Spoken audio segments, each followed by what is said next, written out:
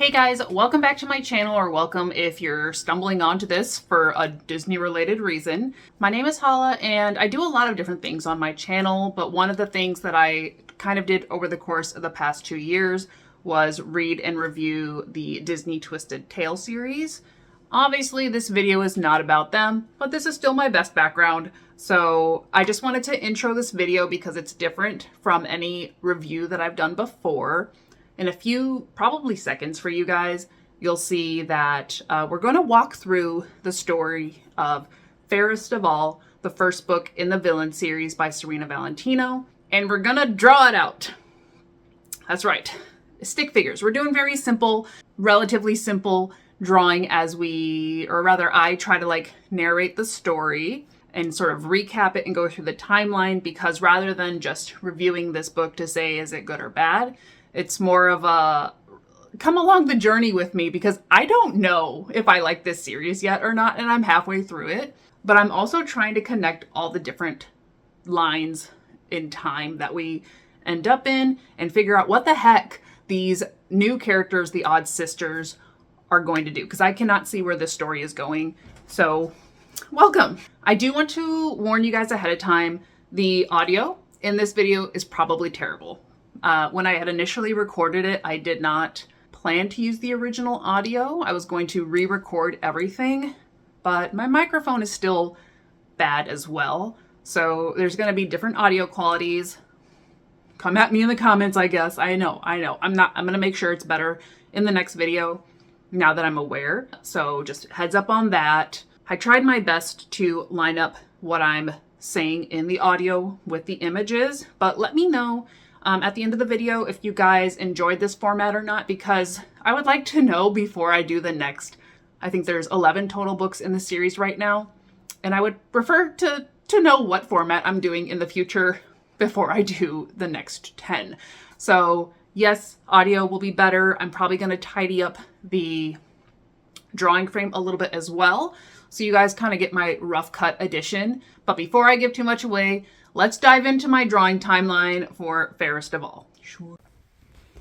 All right, let's talk about Fairest of All. We start out with the Queen. She doesn't get a name. She's always the Queen, even when we're going into her little backstory, which reveals her to be the daughter of the mirror maker who created all the mirrors, including the enchanted mirror on the wall, to come later. It's her wedding day. She has Verona, who is her lady in waiting, who is also gorgeous. And the Queen has this complex where, she's very beautiful. Everyone thinks she's beautiful, but she's definitely doubting what people say about her. And it's probably because of the way her father treated her. That's revealed a bit later, I think. I'm stepping ahead of myself. And then we have little Snow. So she's a child at this, just very small child, Snow. Snow's mother is obviously dead. Didn't mean to say that harshly, but Snow's mother is dead. And the king, who also doesn't get a name, he's just the king, is... Actually, wait, does he get a name? I don't think he gets a name. The king and the queen are getting married, right? We also meet the king's uncle Marcus. And while we don't meet Aunt Vivian, she's mentioned. And I'm just pointing these guys out to see if they come back again, because Uncle Marcus was telling stories of different types of dragons, right? And going on these quests to find dragons. And that gets Snow really excited because she wants to hear more stories about the dragons. So the Queen shares a story about a dragon, and it's basically Maleficent. It is Maleficent. Let's keep this in mind because I don't know yet where the timelines are all coming together. The Queen tells Snow of a dragon who was very lonely and misunderstood because nobody loved her, and that was primarily because she had trouble loving herself. So we're going to put a pin in that and stick Maleficent dragon, or the unnamed dragon, over here. So in the first couple chapters, basically, we get, the whole setup. Why the Queen is there, how she met the king, and he fell in love with her. And the king's gift to her is actually a very ornate mirror. And she's immediately put off by it, but we don't know why yet. So far, the writing is very descriptive, a little flowery for my taste, but it's still pretty easy to read. It's not too purple prosy and just difficult. But the books are also pretty short, so far it seems to be reading pretty quickly and smoothly. But we get to enjoy some strawberries and cream and some family time right after the wedding before things go on with the mirror. Snow and the Queen are hanging out and bonding while the king is gone. At this point, he's been gone for months, and the Queen is very quickly becoming distraught. And even though at the beginning it seemed like, she didn't believe how beautiful she was, we learned that, like, she doesn't let anybody see her until she has her makeup and her hair done and is, like, presentable. In a way, she actually seems more vain than it did initially, where when the king came to see her, she was shocked that he thought she was beautiful, right? I guess we didn't really have a good background set up to believe that there's a loving relationship beyond a king and a queen getting married, because like he leaves pretty soon after the wedding, and then there's 4 days I think, and then he left. So to cheer Snow White up, they pick flowers that her real mother would have liked, and they decide to go to the Apple Blossom Festival, which usually apple blossoms bloom in the spring.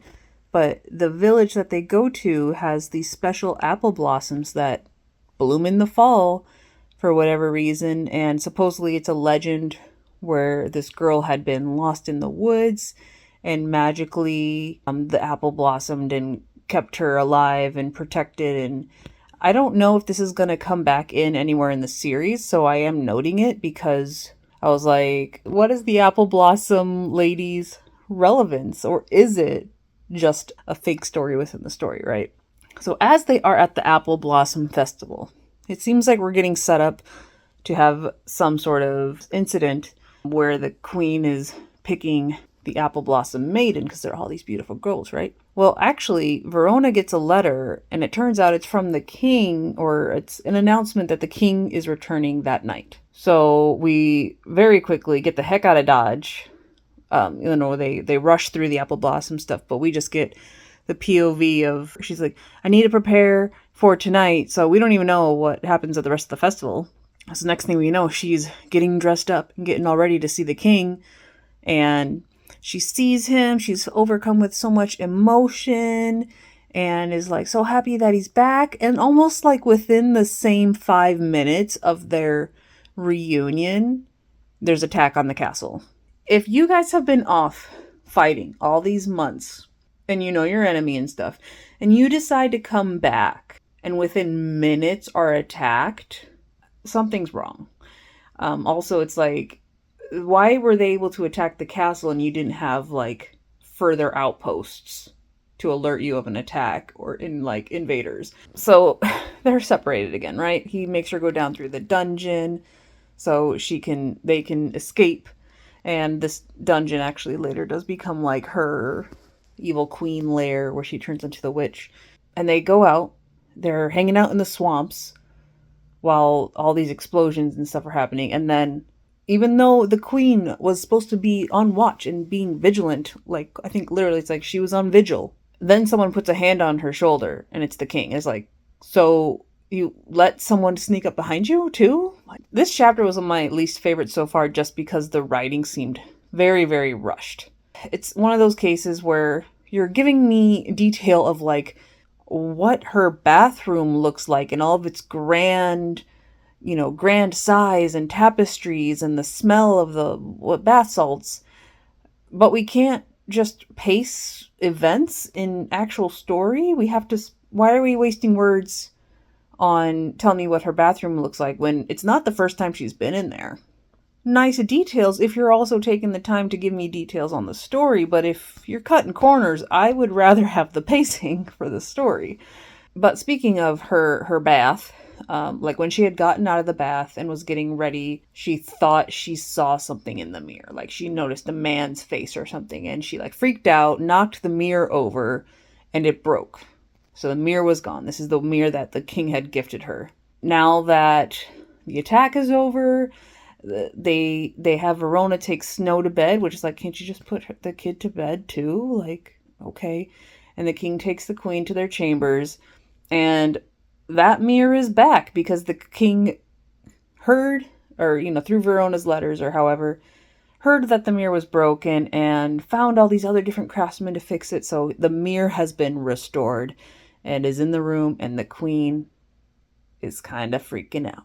That's where we're at. The next chapter is called The Odd Sisters. So we're actually getting introduced to the king's cousins, I believe. And these are the 3 witch characters that are going to be prominent throughout the rest of the series, who are new entities of chaos. All right, so we introduced the Odd Sisters, which are the king's cousins. They came and they're all painted up like kind of macabre dolls with white faces, red lips. Their hair is black and white, streaked and pulled up in like an old fashion. And their dress is like a velvety black eggplant that's essentially makes them look like bell-shaped because it's so dramatic. Anywho, so the sisters arrive. Verona takes them into the morning room for tea with Snow while their room is being prepared, and immediately they are casually threatening her. Like, they're, the first question they ask is, oh, has your mother been cruel to you? Has she been locking you away because of your beauty? Because that's what I would do. And then the other one's like, well, I would just cut her up into pieces and make her into a potion. So that upsets Snow. So when Verona returns and takes the sisters to their room, she can see that Snow's upset, and she also hears the sisters' comment of like, oh, we should take her into the woods. So Verona is suspicious. Snow is upset. The queen's like, yeah, they're weird, but let me talk to them over dinner and you can have alone time with Verona. So the queen talks to them and they're like, oh, we just get excited and we're only used to being around ourselves, so we just made a mistake. We didn't mean to upset her. Soon they find out that the king is going to be back in a fortnight. Actually, at that dinner, they find out that the king's going to be back in a fortnight, which is also the winter solstice. And the sisters are like, oh, are you going to decorate it like your family was known to? Which was to hang candles and mirrors from the trees. And apparently this is something that the queen hadn't done since her mother's death, and she never really got to do it as a child. So she gets very excited about it. But she is able to get some decorations out and make the palace up in preparation for the king's return and for Snow's enjoyment. But the night that the king's supposed to return, the sisters go missing when they were supposed to be on a walk with Snow. All these things happen very quickly in sequence. Basically, it seems like they're outside. Through the window, Snow can see almost like a rotating lantern. The queen's like, yeah, you can go look at it before dinner. Immediately, they turn and the king's there. So the king's come home. Snow greets the king and then is like, oh yeah, I get to go see the ballroom. So she goes to the ballroom and is in awe of all the like pretty designs going around the room. The king storms in like full on fury mode. Rage times 1,000, being like, how could you do that, Snow? Like, how would my daughter do something so evil and cruel? And Snow doesn't know what he's talking about. She looks past him and sees the Odd Sisters, his 3 cousins, are like muddy, their dresses are torn, they're missing shoes because they claim to have fallen into a hole in the wood, like maybe not a trap, but like a hole, and got lost in the woods, and it was all Snow's fault. So the king is literally flying off the handle, and he sends Snow to her room and is like, don't come out until I call for you. Then the queen storms in, and she immediately, seeing the sisters, is like, you guys have to leave the castle. I already have the carriage ready. I'll send your luggage after you, but you are not welcome here. Get out, and you're gonna walk in front of everybody and let them see how, like, terrible you are. Yet, we don't get a reaction from the king. He doesn't question the queen's declaration, even though she's like, I'll tell you about it later. And it's just very, like, the power swing is so dramatic.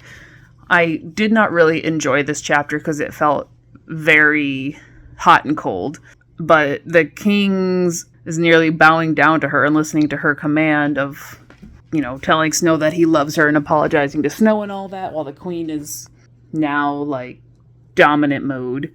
So it was very odd. We got the Odd Sisters and we sent them away within 2 chapters, but they're definitely working on, pulling some strings because they think with the queen being actually like a good mother to Snow, it's a bit boring. So they're gonna like create their own chaos, and this is definitely the start of it. So after the king sends Snow to her room and punishes her, and we have the whole fiasco of banishing the Odd Sisters, the king and queen go back to their room, and the queen is a bit overly upset because her father abused her, and she doesn't expand on it at first, but she tells the king that her father was very cruel. She says, oh, the physical wounds healed, but the mental ones never did, and she didn't want the king to have that relationship with Snow, so she makes him go to Snow's room and apologize.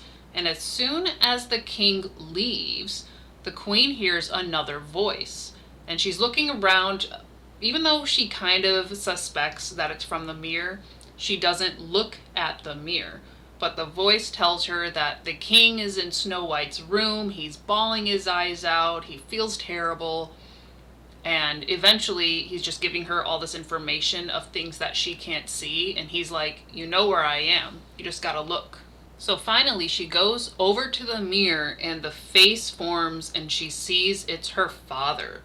Apparently before he died, he attached his spirit to the mirror, so he has always been there, and she freaks out, she passes out.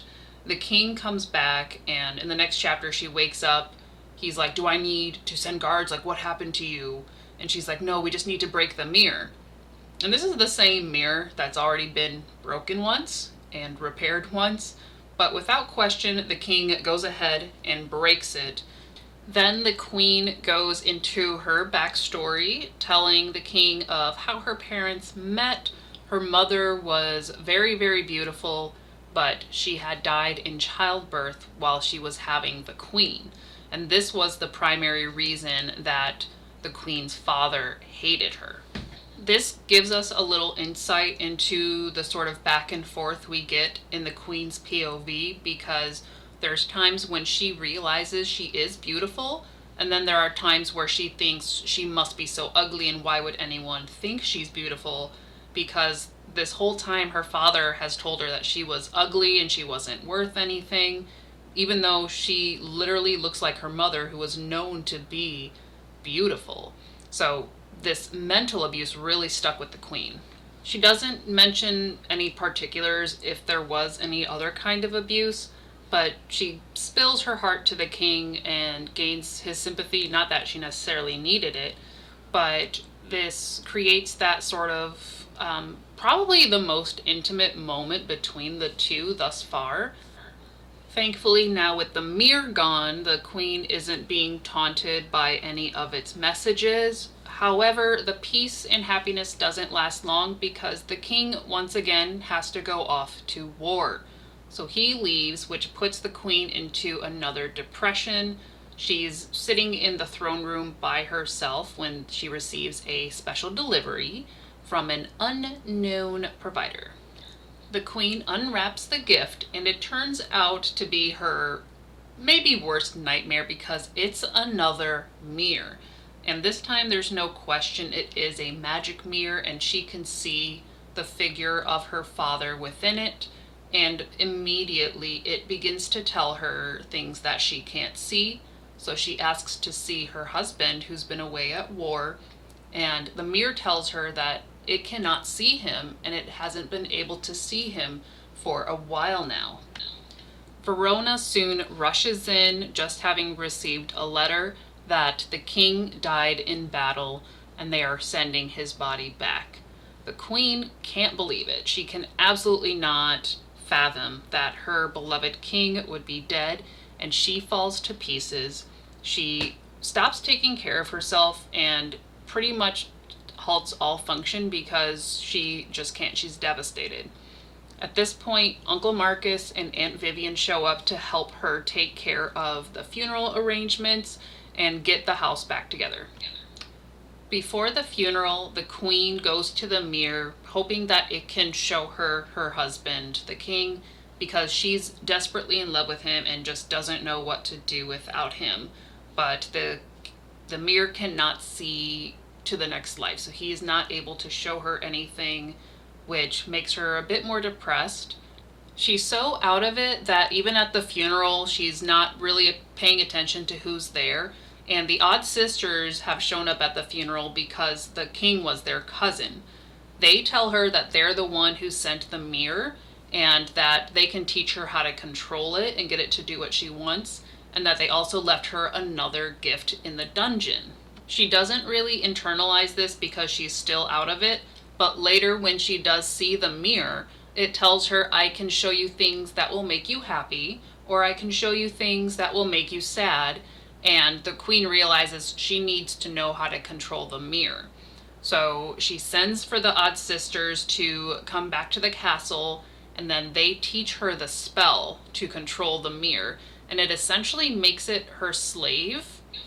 Now, it's not said in the text like, oh, he's your slave now, he'll do whatever you want. It's literally just her suddenly addressing him as slave, and even the sisters address him as such, and it's kind of just understood between them, and I'm like, why? Why this choice of word? But regardless, now that the queen can control the mirror, she asks it, who is the fairest of them all? And the mirror asks her if she's sure that she wants to know, because once she goes down this road, there is no going back. And the queen insists that the mirror answer, and it tells her that despite her letting herself go, she is still the fairest one in the kingdom, and this gives her an inner sense of pride. And this sends our queen into the downward spiral of vanity. So now the queen is made a routine of pretty much every day going to the magic mirror, asking who's the fairest of all, and being told that she is the fairest. And if she doesn't do it, she is a grumpy old lady. So she has to do it no matter what. And this, of course, kind of estranges her relationship with Snow and Verona, because she finds out that, well, she is the fairest. And she's the fairest for like about a month before the mirror's like, well, you know, you're fair, you great, you're beautiful, but, you know, you're definitely showing lines of grief and pain, whereas Verona, she is fair and happy and people love her. And even though the queen and Verona are like sisters, that really eats at the queen, so she can't even look at Verona without being jealous. So she sends her away on a diplomatic mission to another kingdom, which of course makes Snow sad because Snow's losing everybody as well. And so the queen is now once again fairest in the land. She also had a surprise because the odd sisters, last time they visited, left a gift for the queen in the dungeon. She seems to have a habit of forgetting that these things happen because she gets distracted by other stuff. So when she does discover the dungeon, she finds a chest with like potion stuff, mummy dust, spell books, and a cauldron. And she starts experimenting with the spells because she wants to try spells that'll make her even more beautiful so she can maintain her beauty. And like when she tries to make her hair as black as a raven's, even though it's already dark black, it turns into feathers for a bit. Her voice, instead of being melodic, croaks like a toad, and does all these things before she gets it back to normal, and just different things, and messing around with potions before she gets the hang of it. Years pass. Snow is obviously growing up, and the queen can see that she's getting more and more beautiful. She rarely sees Snow except for at breakfast at this point. And one morning at breakfast, now that she's seen how beautiful Snow is getting, she's like, well, I think we're going to give you some responsibilities and stuff to do. So I'm going to have you help out Tilly, who's the maidservant, and start doing stuff around the castle, right? So she'll give you some rags that you can wear, and you can just get to work and be helpful. And Snow goes off to help pull water out of the well that she falls in, and a young prince from a neighboring kingdom who is riding by saves her, pulls her out of the well. They are like instantly attracted to each other, and the queen sees this as like, you can leave now, thank you. No, I mean, like, if she wants to see you, you can come back and call upon her, but the queen's not gonna let that happen. So far, the queen has been getting away with being the fairest of all and living her day-to-day on routine of asking the mirror to reassure her own feelings, and she's gotten to the point where she can't live without it.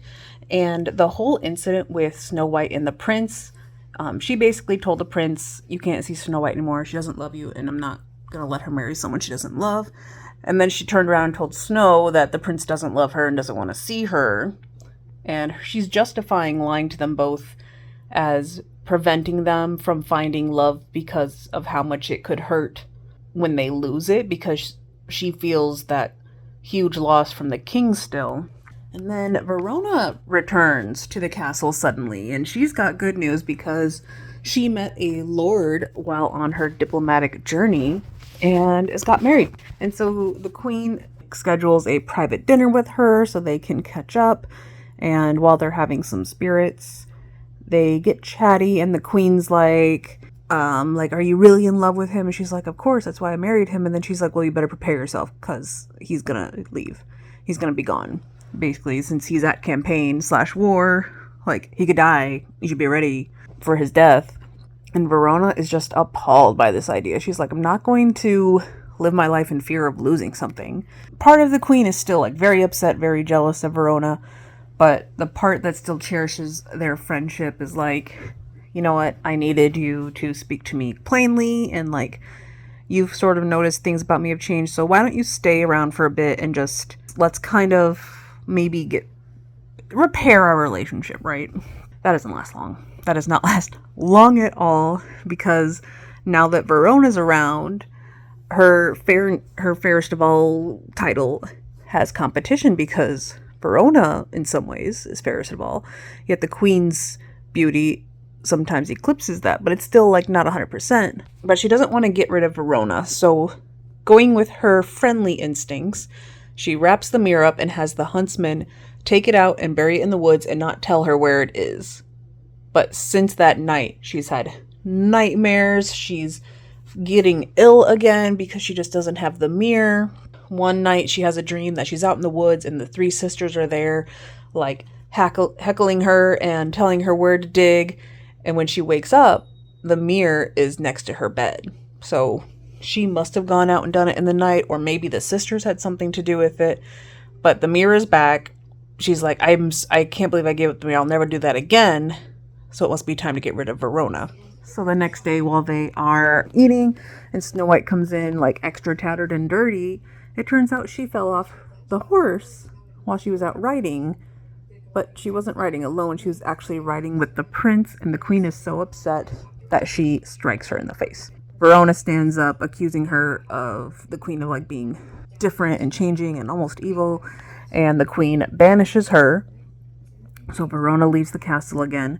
Snow White is kind of being comforted by the huntsman, and the evil queen is left alone. The next couple chapters, we are literally watching the evil queen spiral into a massive confusion of reality versus her nightmares, if we're being honest, because she keeps dreaming about taking Snow White's heart quite literally, like there'd be blood all over her dress, and she's always picturing Snow White in her child form, which I think is probably the time that she loved her most, because it wasn't conflicted with her vanity.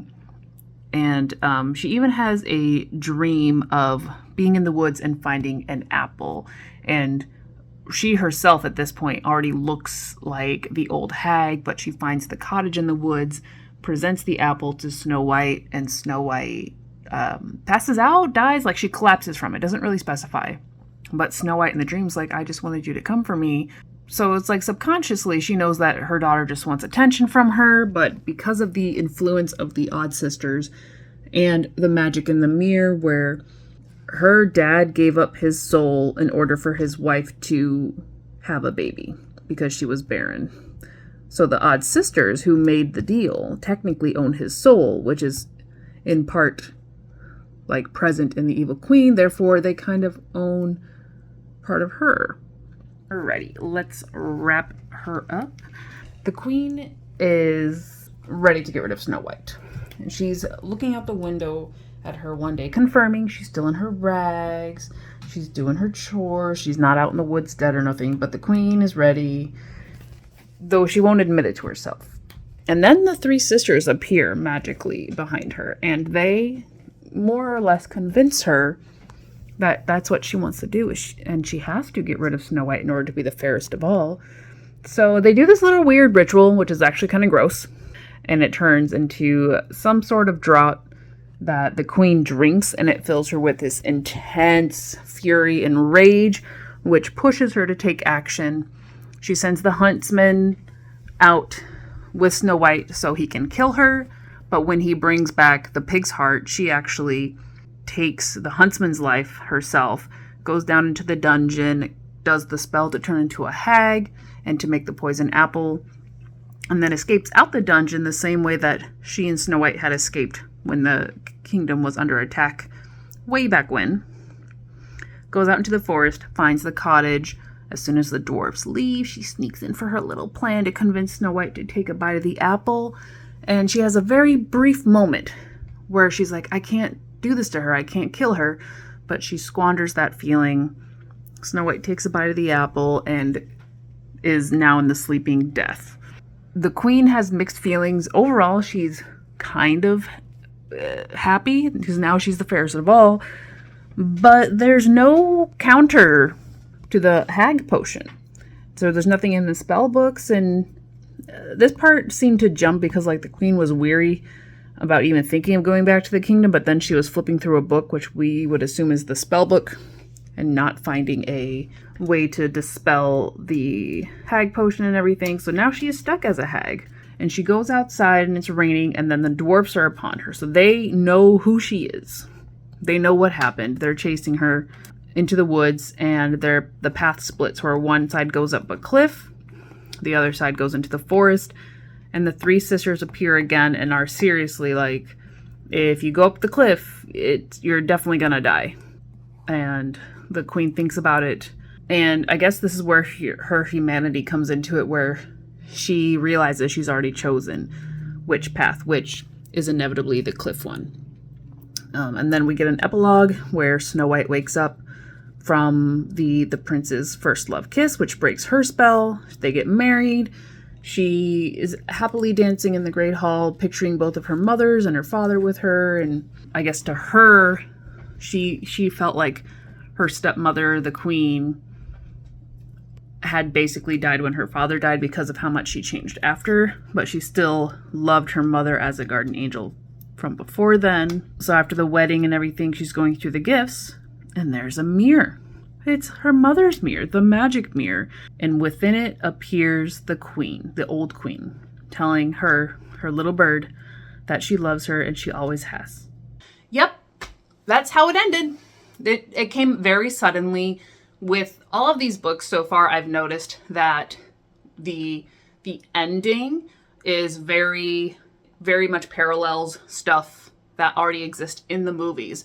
So it is more or less assuming that you've seen the Disney movies prior to reading the books, because it doesn't go into too much detail, and it does go boom, boom, boom, boom, boom, like through the ending climax and everything. So that is a normal thing. That's not just me rushing through it. It went slow, and then it went down the hill. Obviously, this first book was just about the evil queen, and I really like that we got sort of a background. We've got to see her from a relatively normal person evolve into the evil queen and become the villain. And a lot of that is due to the Odd Sisters' influence. They're going to be present throughout the rest of the series. It's really their series more than anything else. Each time they're in the story, it's a little bit different, so we're going to see that in the upcoming books. But I tried to let y'all see what I'm seeing when I'm like trying to connect the dots here. But yeah, it was kind of an experimental video, so please do let me know how you felt about the draw through, if you enjoyed it, if it gave you just a little bit more visual stimulation than me sitting here talking, because I don't like watching me just sit here and talk either. So let me know in the comments below what you guys thought. I am so sorry for the audio quality. I promise it will be better in the next ones. Again, this was very experimental, and I still have to figure out how I want to really edit everything together, but got to start somewhere. And if you guys did like this one, I am going to review the series regardless. It's just going to be up to you guys which format I do it in. So keep an eye out. Feel free to subscribe and follow for those videos, and check out my Twisted Tale series because I love them. I love them all so much. And I still have a couple more to read before I do my full ranking. So check those videos out before the ranking so you can be at least caught up with my feelings. But that's all I got for you guys right now. Thank you so much for watching. And please do let me know how you guys felt in the comments below. And I'll see you in the next video, no matter what it may be.